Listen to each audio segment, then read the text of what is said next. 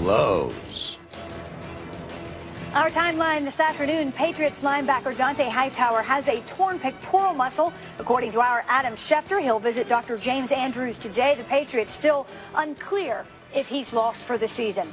Hello, everyone, and happy to have you with us as we near the halfway mark of the regular season. With Adam Schefter, Teddy Bruschi, and Coach Herm Edwards, I'm Wendy Nix. It's hard to believe it is already Week 8. Dolphins-Ravens kicks off this week's slate of games. Miami off to a 4-2 start, in large part because of the NFL high 3 wins this season when trailing in the fourth quarter. The Dolphins haven't started a season 5-2 or better in 14 years. Jay Cutler suffered cracked ribs Sunday against the Jets. Matt Moore will be under center for Miami. Moore propelled the team to a win last week behind 17 unanswered points in the fourth quarter. And Moore and company should beware of a feisty Ravens defense that's been way too good at forcing turnovers. Baltimore has 15 takeaways this year, the second most in the league. And with that, we welcome in James Walker and Jamison Hensley. They have this game covered for us. We'll start with the Dolphins. James, where do things stand in terms of Miami's quarterbacks? Yeah, and good afternoon, Wendy. And Matt Moore started 4 games for the Dolphins last year, including the playoffs. But tonight's start against the Ravens feels very much different because it's more of a long-term audition for Moore to be the starter for the rest of the season. Now, under Jay Cutler, for the first 6 games, the Dolphins were last in total offense and last in points scored. But Matt Moore came in last week in the second half and led a 14-point come-from-behind victory over Herm Edwards, JTF Jets last week. So if Matt Moore can come in and win a game against Baltimore, that really gives a lot of life to this offense and perhaps a good chance for him to start the rest of the season and really be their starter for the rest of the year and for the first time in his career. James, thank you. Jamison is with the Ravens. Their offense has also struggled in the first half of the season. Jamison, what you can tell us? Yeah, Wendy, let's just start with the injuries. In my 18 years of covering the Ravens, I have never seen anything like this for one position.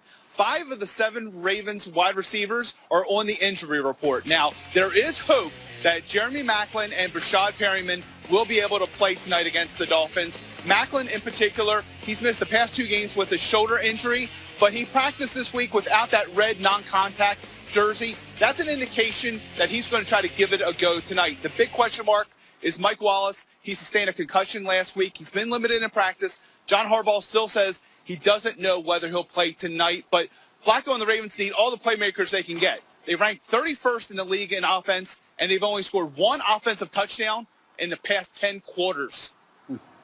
Well, Jamison, thank you. We'll bring in now our Hall of Fame quarterback, Steve Young, for more on this game. And Steve, there always seems to be a narrative about whether Joe Flacco is an elite quarterback in this league. What is your take right now on the Ravens franchise quarterback?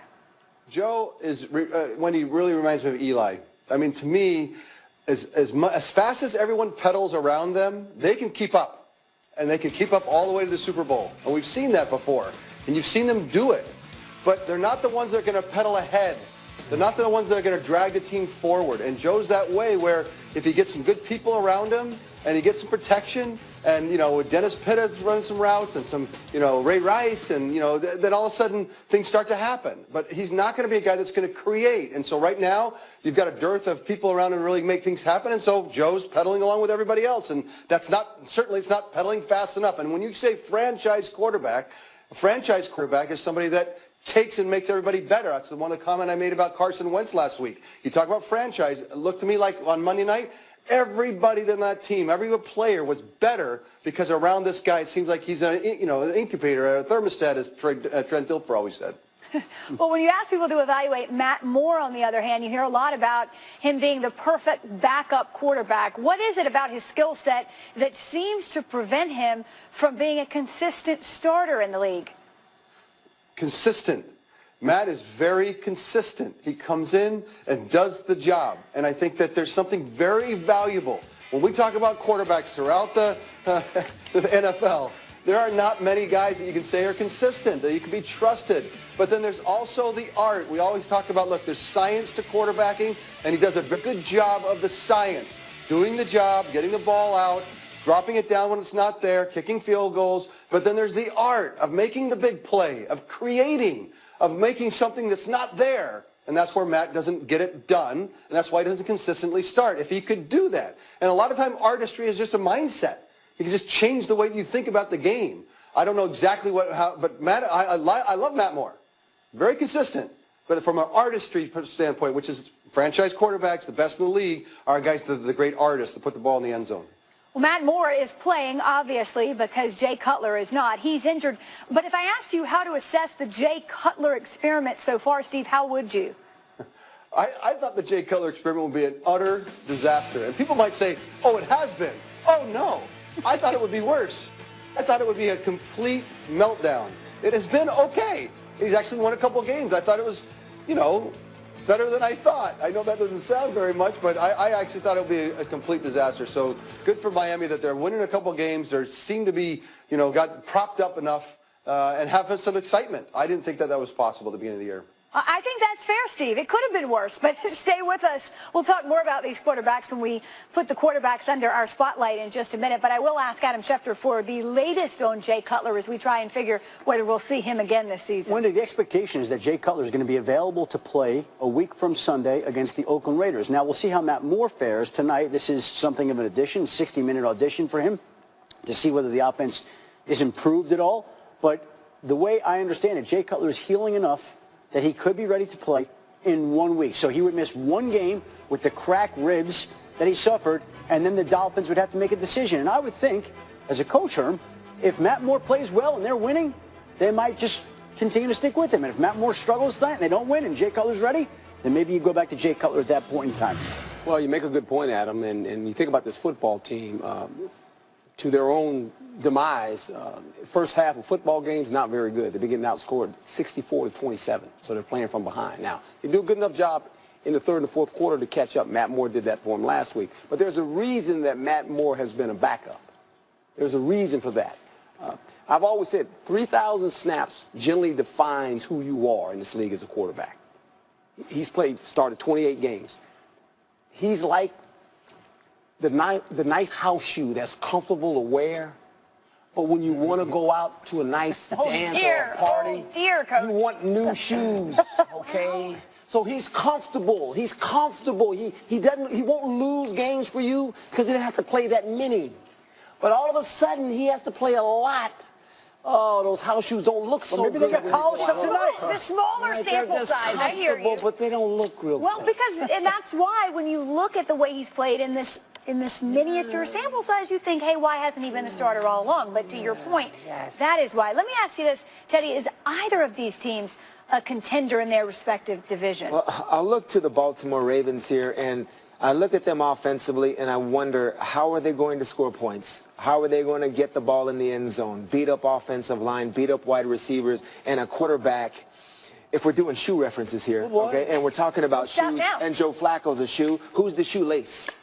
He needs the shoelace to tie him. He needs help. He needs receivers. He needs running. He isn't the type of quarterback that just says, put anybody out there, I'll get the job done. I'm that good enough that I'll find a way. No, somebody has to tie his shoe. And tie it together. That's right. The receivers, the running, and everybody is hurt. He thought he would have Woodhead. He's gone. So many things that he thought he would have are gone. That's what Joe needs. I mean, I think Steve put it perfectly. I mean, he's the guy that, just like Eli, that needs so much talent around him that he doesn't have right now. And their defense is doing great. They're still playing well situationally. Third down, red area, taking the ball away. But I don't know how long you can maintain that. To have that pressure as a defense to say, okay, we got to get our offense 3 turnovers this game. Yep. You know what kind of pressure that is defensively to be a linebacker or a safety or a defensive lineman? I can't just put pressure on a quarterback. I got to sack him. No, I got to get the ball from him. I got to recover that fumble. When I'm in coverage, I'm instead of playing deep to short in terms of zone defense, I want to jump routes now because I know my offense needs that interception. So I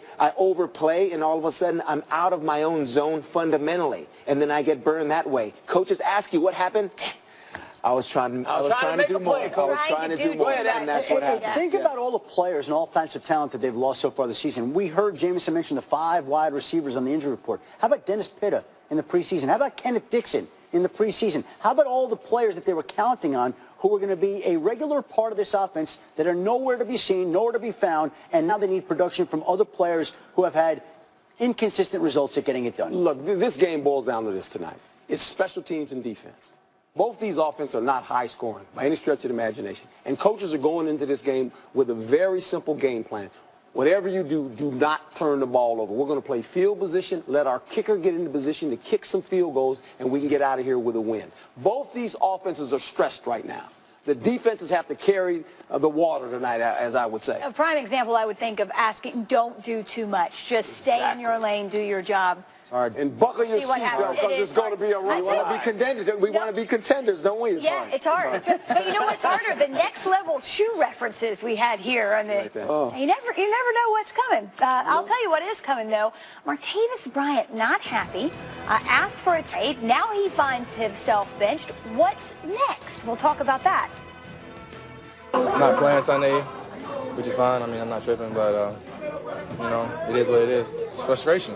So, like I said, if you really want to know how I really feel and everything, just talk to my agent.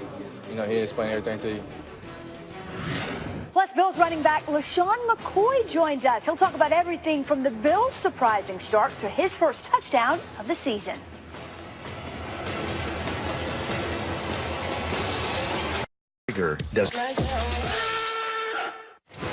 NFL Live is presented by Lowe's. Hurry in today for huge savings on all things fall.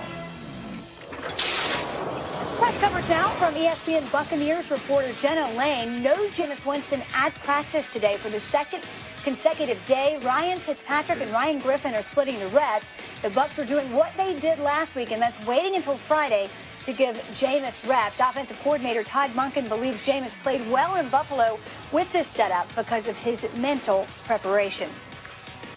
Patriots starting linebacker Dont'a Hightower is out indefinitely. This is due to a torn pectoral muscle. It happened in Sunday's win over the Falcons. Hightower had been credited with 14 tackles and 2 sacks this season. Here's Mike Reese with more. Well, Wendy, as you can see behind me, a gloomy day here at Gillette Stadium sums up the mood for many Patriots fans with news of Dont'a Hightower's torn pec. When players talk about Hightower, they always mention his experience in the defensive scheme and how he settles things down for all of them. So let's look at who's left at the linebacker depth chart for the Patriots. Kyle Van Noy, their top playtime linebacker, 95% this season. Then you have second-year man Landon Roberts, followed by veteran David Harris, the former Jet, whose takeoff here with the Patriots has not really gotten off the ground. He played 19 snaps in this most recent game against the Falcons. That's a season high for him. Patriots probably going to need more from David Harris, and it will also help that Shea McClellan, the 6-year veteran, is eligible to start playing again November 12th against the Broncos, so he would add to their linebacker depth. Wendy? Mike, thank you. Hightower's loss will be felt. The New England defense has performed much better with its captain on the field. The Patriots have played nearly the same number of snaps, though, with Hightower on and off the field this season. They've allowed much fewer yards per play and doubled their sack total on snaps with Hightower on the field compared to those when he's been unavailable. Teddy, I'll turn to you. You know this defense well. How will his loss be felt specifically? Well, when you talk about players in terms of replacing him or the snap count, in terms of Landon Roberts or David Harris, those are inside linebackers. Those are off-the-line linebackers. Dont'a Hightower is an edge defender, about 180 snaps so far this year on the outside linebacker. This is last year in the Super Bowl, of course, but it's what he does on the edge, mostly on the outside this year. He can set an edge. He can rush the passer like this, straight power right back to McCown right there. That's what he does. They relied on him mostly on the edge. That's what Dont'a Hightower is. So who do they bring in? They wait for Shea McClellan. That's someone. But now that Hightower is gone, it's a trickle-down effect everywhere. Okay, we can't put Roberts and Harris there, so do we move Van Noy there? But we'd rather have him back. But who's on the other side? It's that type of trickle-down effect. So then they're thinking, who do we bring in? If they want to make a call to Rob Ninkovich, they may make a call to Rob Ninkovich. But I'm telling you right now, it's not going to be for veteran minimum because he's enjoying washing his truck, working out, and playing with his kids. So that could be an option too, but they better use some of that cap space on him if what if they call Teddy Bruschi? I'm not Simeon Rice. You're younger, right? You're younger than Simeon Rice. So you got some time. Well, we know this, and Teddy makes a lot of great points here. He's missed snaps before.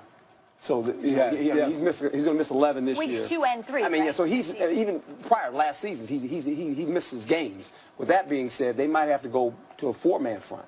and maybe a little bit more nickel package, Teddy. We talked about it in the green room, right? And get it that way because you want to put your best players on the field, and Bill will do that. He will find out who are my best players if he's no longer in the lineup. But what do I do? You remember, Coach, how they were having so many problems in the beginning. Yes. It's because it was communication, and they themselves, with September in their belief being an extension of the preseason, figuring out what the right combinations were. Right. When High came back, it's like, bam, outside linebacker, we don't have to worry about that anymore, so we've got to find these other 2 spots. Now it's back to 3 spots because the guys playing the other 2 or possibly 3 now, we have to figure out which one of them can do what Hightower did. So now they're starting all over again in terms of the linebacker But I also position. think that they can't be totally surprised that something like this could happen. When he went through his physicals with other teams, that was the one thing that stood out to me, is that other teams that looked at him, they were concerned about his physical condition. You remember he was on the market for a while, and it was because of the concern, the wear and tear that had occurred with a player like this who plays the physical brand of football that he does. And they've actually gotten better on defense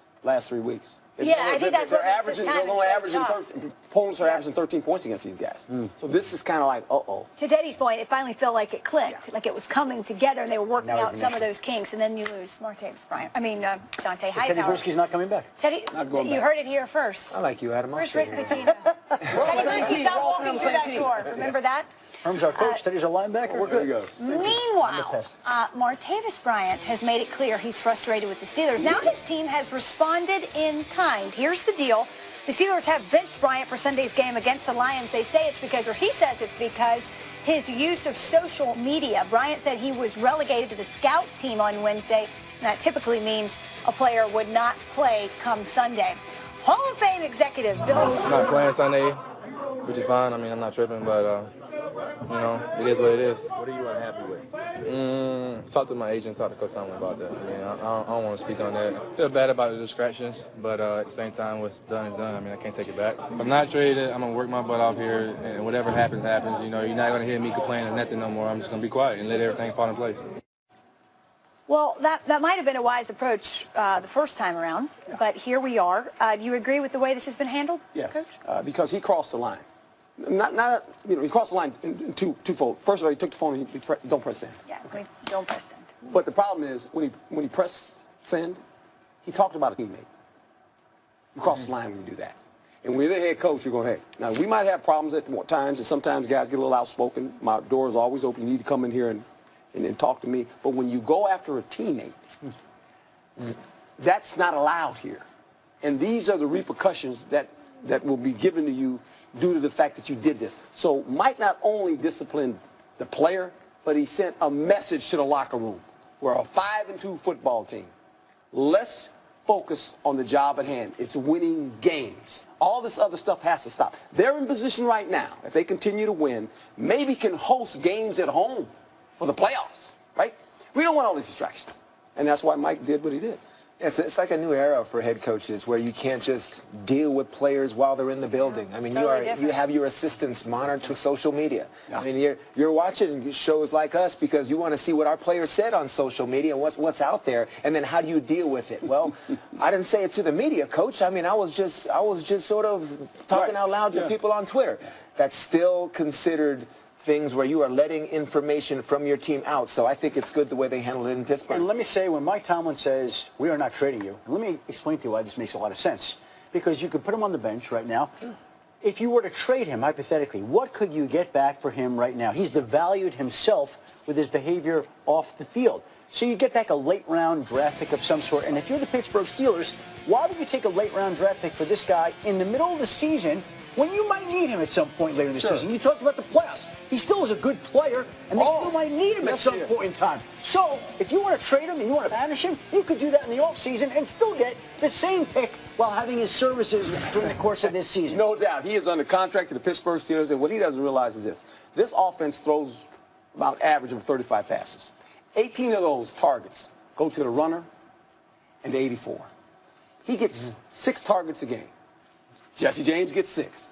Smith gets 6. That's kind of how it works. That's the flow of the offense. There's a pecking order. It's just how it is. And don't take it personal. He didn't have a lot of leverage there when he decided to press send. It's when you have a lot of offensive weapons, and then you also have a lot of offensive weapons with egos. And so, And there comes the management It's a good problem to have. And social media accounts. And maybe he thought he was going to, like when 84 kicked the cooler, and the next week they threw it to him 19 times. But he didn't realize this, though. This is what he didn't realize this. We treat everyone fair. We don't treat everyone the same. Yeah, but not equal. It ain't equal. Nope, that's life, my friend. All right, speaking of which, now we'll turn to our Hall of Fame executive, Bill Polian. Bill, we'd be interested to hear your take on the Steelers' decision and benching Bryant temporarily, at least. Well, I think Mike Tomlin and the Steeler organization did exactly the right thing. They sent two messages. One to the player himself, be quiet. Stop complaining. You've been on the payroll for 2 years, and you've been out for a year and a half because of your own actions. So he's very fortunate, actually, that they stayed with him. Secondly, they sent a message to the locker room, as the other guys stated. We're in a chase here for a championship. We've got a chance to win this division. We got a chance to be in a position where we can host playoff games.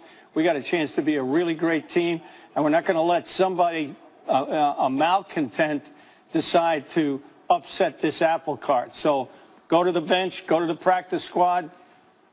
Get yourself straight, and then we'll think about playing you. So I think it was exactly the right message. And the thing that they could not do and did not do was try to trade him now, because that would have gotten him what he wanted. That would have sent exactly the wrong message to the locker room and to the agent community. The player, by the way, said exactly the wrong thing again. Talk to my agent. That's the wrong thing to say. Be quiet. Okay? Yeah, be quiet. That's exactly what we said, Bill. That nobody wants to hear talk to an agent. Just hold your fire. This isn't going well. But to your point, the Steelers did exactly what they had to do. Bill, thank you. Still to come, Bill's running back, LaShawn McCoy, is with us. He made it into the end zone last week. Celebrations abound in the league. What does he have in store? We'll talk about that, plus the Bills season so far. You're watching NFL Live, presented by Lowe's.